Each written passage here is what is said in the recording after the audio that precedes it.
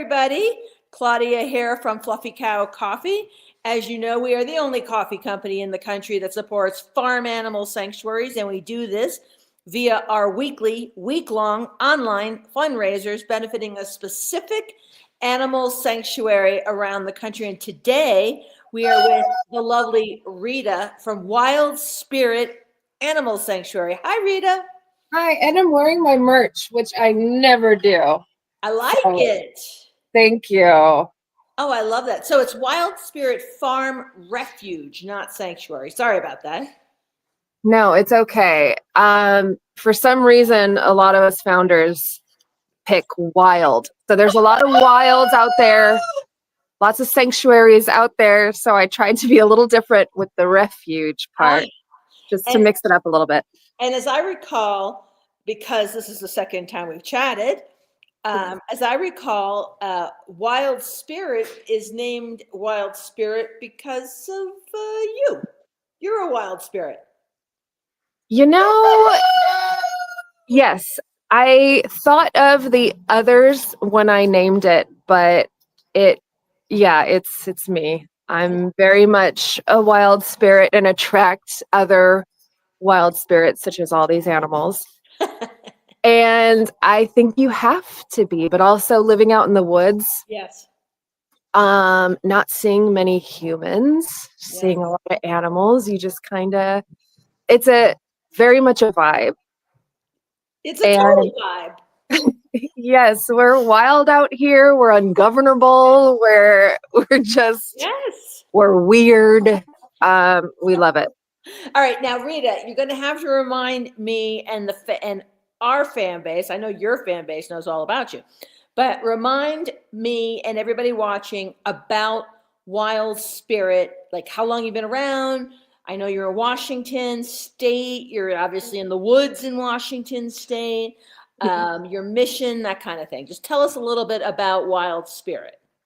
Wild Spirit founded a few years ago in a very tumultuous time in my life. So it was just like the hardest thing happening in my life, but the most beautiful thing happening in my life, which is the sanctuary. And originally from San Diego, but I'm a Washington transplant, as a lot of us are. I love it up here. And I just wanted land to be able to rescue animals because anywhere you go, there's animals that need to be rescued. There's always a need for it. Yep. And I settled here in Winlock, Washington, which also happens to be wetlands because we're on like the edge of the Walapa Hills, and it's just like this perfect little microclimate here. So there's definitely a need to rescue animals, and we're in a low income county.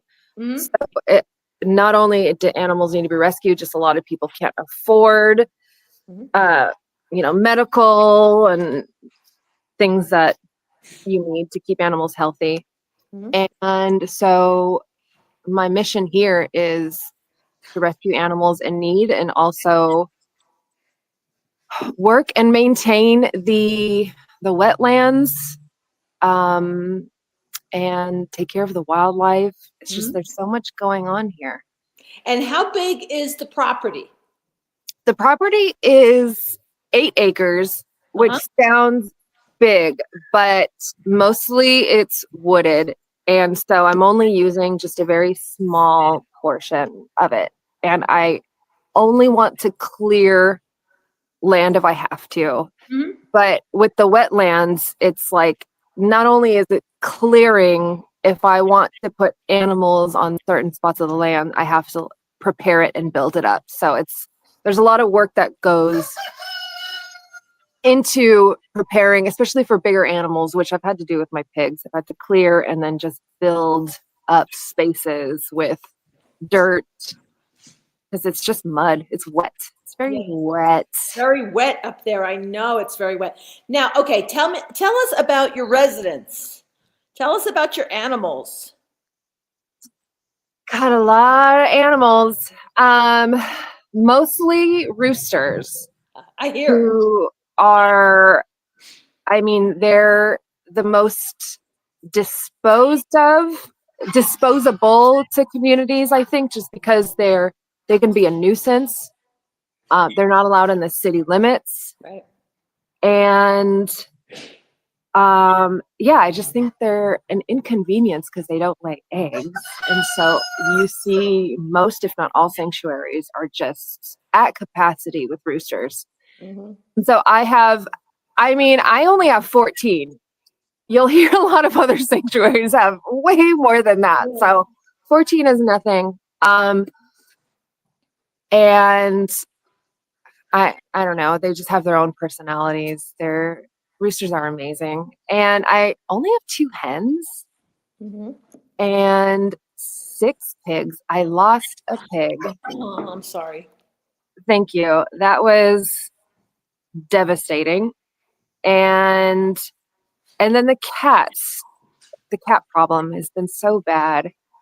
And so I have to rescue cats also because I mean, they just also like come to me and are attracted to the property. And so Are they feral? a few of them are. I have 8 in the house, which is like all I can fit right now. 8. Sure. It's a good size house, but we got a lot of personalities. Yeah. And I have 3 ferals. Feral is such a loose term because I feel like it's like a spectrum. It can change. Mm-hmm. Also, like feral. I have 3 outsiders, and then right now I have 2 babies that I'll be adopting out. Okay. So the cats of the cat, are the cats up for adoption or no? They're your cats. Just the kittens. Okay. At this point, any kittens that come in are going to be up for adoption. I really want to leave space for permanent residents for older cats that can't be adopted or behavior problems or it's just hard to adopt older cats. So if I bring in kittens, they're definitely going to be up for adoption. And I've got 2 very cute ones. I mean, they're just everywhere. So I'm just trying to help a little bit with the cat problem, but farm rescue is obviously my main focus. So sure. Now tell us a little bit, because the last time we talked was December of last year, so December 24, about 10 months ago. I know. And here we are again. So tell us about what's gone on in Wild Spirit over the past year. I swear 2025 feels like the longest and shortest year simultaneously. I don't know how, but I had a loss, which grief is hard, especially in the sanctuary world. We don't really talk about it. Yeah. But grief is that one thing that can and will break you. So dealing with that, and it's been a hard year, to be honest.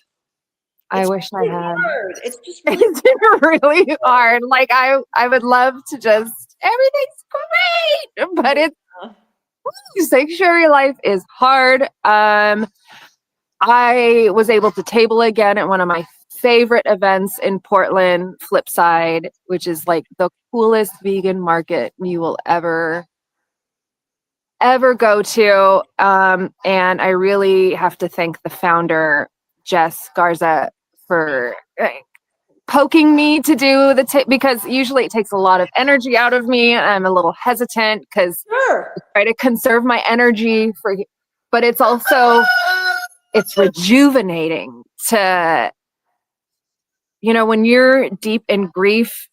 I think the hardest thing is to reach out to the community and to have people like that in your corner who are like, hey, come on, come out, meet your community. And it was so much fun. So when was that? That was just a few months ago in September. And did you feel rejuvenated from it? Did you feel like you kind of got over a hump? I did, yeah. Good. Yep. And having some help here on the farm, my wonderful partner has been a huge help this year. I almost feel like I'm Benjamin buttoning, like I started, everything was just so freaking hard. And things are just getting a little bit easier because I'm learning a lot, learning how to take care of myself better, which is huge. Because if you're not taking care of yourself, That's right. there's not really, you can't sustain it. So just learning a lot of, you take care of all the animals if you're not healthy. I know. You have to stay healthy, Rita. I know it is difficult. And I've got like other problems, like health problems. My health hasn't been great, but that's part of it. I think stress too. Stress can be devastating. So and look, health problems are devastating in and of themselves alone. The stress of having a chronic or any kind of condition is very intense. And what's also intense is the aftermath, right? Whatever, if you had an event, like last year, I had sepsis and I was in the hospital almost, for a while. Oh my God, Claudia. And the ramifications of it went on for months afterwards. And I was not, most people feel like, oh, you're out of the hospital, you're done. Well, no, it was months. Claudia. It was months. So believe me when I tell you, I get the stress around health related issues and the anxiety and the fear. You're right. And I'm so sorry to hear that, by the way. That sounds awful. It was not fun. I'm sorry for whatever you went through as well. I mean, I'm just saying, I understand. It's tough. I appreciate that. I do have a chronic illness. I have an autoimmune disease, but I don't talk about it because I don't know how to talk about it. It's invisible. And at some point I want to incorporate that into my work because it is it's different. Running a sanctuary with a chronic illness, it's just different. And I know the spoon theory is tangible for people, but I don't know. I'm just not working on the same battery. And I really have to give myself kudos for even my body allowing me to push it the way I do. Cause I push it, Sure. I'm sure I push it way too hard. The work you do is never ending. Physical and emotional. And we don't give the emotional as much as it needs. I think that's a big problem in the sanctuary world because and it feels like it smacked you straight up in the head this year. It did. Yep. And I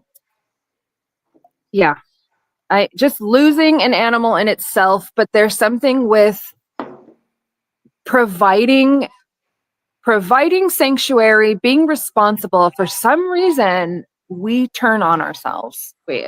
I should have done this. I should have known this. And I did that. And so I feel like that made it even harder. Mm-hmm. And that's why reaching out to the community, because I think we all can relate when we grieve. I mean, I personally hide. I just want to hide away. I want to live in a hole for weeks and weeks.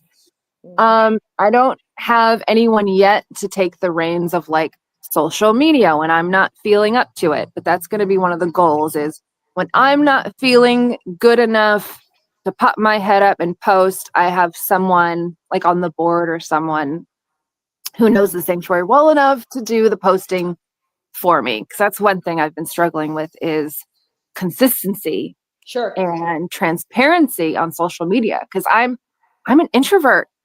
So it's really it's a little violating sometimes to be on the internet all the time, but it's also bad for business to hide. So I have to find a good balance. And that's also been one of the goals. Or alternatively, a good partner. Yes. A good social media person doesn't have to be, you all the time. You don't have to be the face of the sanctuary 24/7. You can find someone to be that face for you. And then you pop in when you can. Too bad this guy doesn't have thumbs, you know? Like, get a job already. I know. Look at that chub. This is my outside farm cat, Monty. He pretty much 24/7 surveillances the farm. He even chases away my sweet ferals who just want to eat and hang out. He takes this job very serious. Okay. Well, He's one of the guys I made room for. I rescued him a few years ago. I saw it was an app of Nextdoor.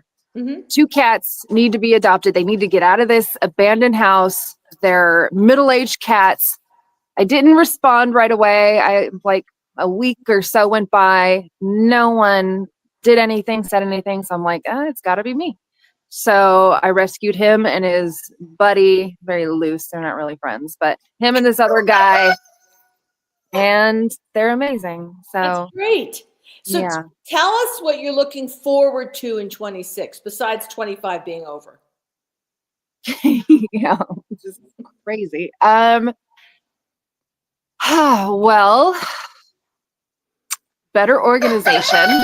That's definitely, getting there just feels impossible sometimes. Better care for myself, my mental health, my physical health. Just creating more spaces and enclosures for the animals. Expanding the pig area next year. Also, my big pigs are getting up in age. So next year, I'm going to start coordinating. The end of this year, oh my God, we've got some fights. The end of this year, it's his nemesis. We've got lots of just sordid relationships around here. Yes, expanding. I forget what I said last time.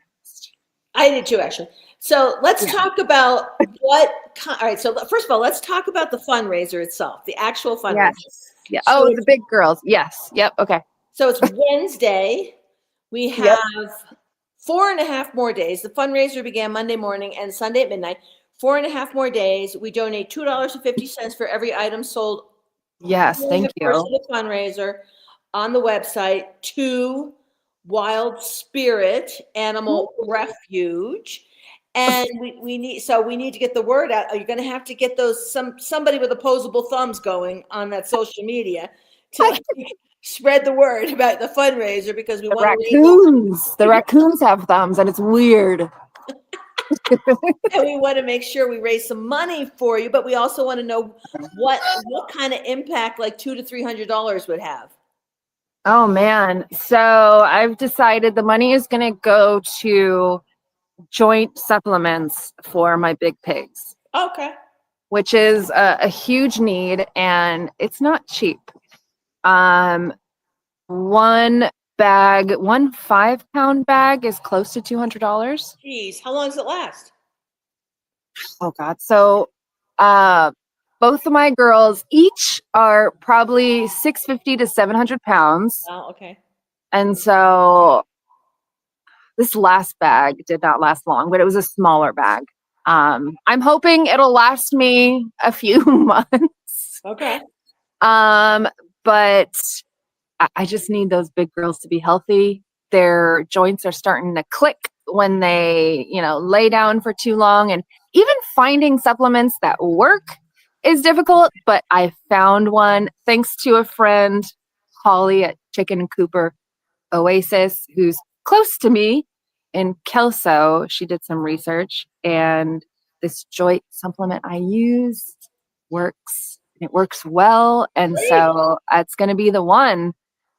But I need a little help because it's like extra money that I don't have right now. So fundraiser is coming at a wonderful time. Thank you so much, Maria. Now we know our charge. Our charge, Rita, is for you to find those opposable thumbs, get cracking on the socials, send Yeah. e-blasts, do whatever you need to spread the word, because as you know, the coffee is fantastic. But if Yeah. you don't drink coffee, we have plenty of swag and species specific swag. And if you love chickens, we have a chicken roast, the plot chickens. We have incognito in honor of the pigs. Yeah. So we got to spread the word. There you go. Yes. These bags are all empty because I drank it all. So you're not going to hear any bean music, but yes. And I'm also really sensitive to crappy coffee because I've got gut stuff. I mean, when you've got one autoimmune disease, it's Oh, like the universe likes to give you a few at once. I think I'm up to 3 or 4 at the moment. Like you can handle it. You're good. Yeah. Just pile it on. You've taken care of this. You figured it out. Now we're just going to add this, You this, got and this. this. You got it. Yeah. So I have one big thing I've noticed because I'm sensitive and my body just doesn't allow me to drink all coffee. I never have a problem with it. You can just tell it's clean. It's so good. Yes. I mean, my family loves it. Everyone loves it. So Excellent. Well, spread the word, Rita. Get those opposable thumbs going. We have 4.5 more days, and we want to get those joint supplements for the big girls. yes, thank you, Claudia. All right. Now, Rita, we have, like I said, 4.5 more days. Sell, sell, sell. Get your fan base to buy. And don't forget to tell people about the shortened URL you got last year, where when they buy again, we continue to donate towards you. Shortened URL. Okay. And we'll remind you, don't worry, that doesn't have to be for right now. We'll send you a follow-up email. URL, you say? Yes. Okay. So listen, you continue to take good care of yourself. We'll touch base with you again in 26. We want it to be a much better year for you. We want to get joint supplements for the big girls. Yes. And we want you to get as healthy as you can and get as much health as you can. And keep up the great work, Rita. You're doing God's work. It's fantastic what you do. Thank you so much. And just happy to be here with you all again. And thank you. Well, we're happy to be here with you as well. And we look forward to seeing you again soon. And I look forward to hopefully sending you a big check on Monday to take care of those joints of those big girls. Yes. Thank you so much. Okay. You take care. Have a great weekend. You too. Bye. Bye.